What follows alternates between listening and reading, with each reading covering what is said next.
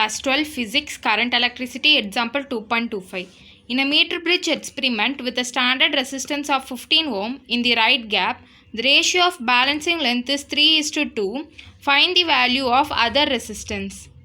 So என்ன கொடுத்துருக்காங்க அப்படின்னா ரைட் கேப்பில் இருக்க ரெசிஸ்டன்ஸ் வந்து 15 ஓம் கொடுத்துருக்காங்க.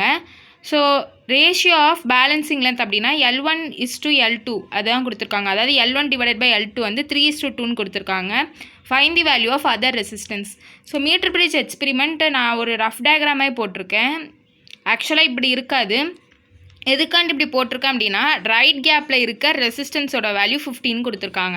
அப்போ இதுதான் ரைட் ஹேண்ட் சைடில் இருக்கிறது. அப்போ Q=15 கொடுத்துருக்காங்க, 15 ஓம். நம்மளுக்கு find the value of other resistance கேட்குறாங்க அப்படின்னா இந்த ரெசிஸ்டன்ஸ் தான் கேட்குறாங்க, அதாவது பியோட வேல்யூ தான் கேட்குறாங்க. ஸோ நான் சொன்ன மாதிரி L1:L2ஓட வேல்யூ என்ன கொடுத்துருக்காங்கன்னா 3:2. இப்போ என்ன கேட்குறாங்க அப்படின்னா P.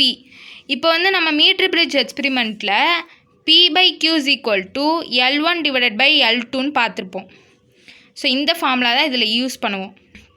ஸோ P/Qவோட வேல்யூ 15, L1:L2நாலும் L1/L2நாலும் ஒன்று தான். ஸோ அப்போ 3/2ன்னு வரும். இப்போ L1/L2ஓட வேல்யூ 3/2. ஸோ அப்போ P=15 இந்த சைட் கொண்டு வந்துடுறேன். அப்போ 3/2 × 15 வரும். ஸோ அப்போ என்ன வரும் அப்படின்னா 45/2. ஸோ இதை டிவைட் பண்ணோன்னா 2.5ன்னு வருது. ஸோ இப்போ 22.5 ஓம்னு வருது. அப்போ பியோட வேல்யூ 22.5 ஓம். ஸோ பியோட வேல்யூ தான் கேட்குறாங்க, அதாவது அதர் ரெசிஸ்டன்ஸ்னால் என்னென்னு கேட்குறாங்க. அப்போ பியோட வேல்யூ தான். ஸோ அதை நம்ம கண்டுபிடிச்சிட்டோம்.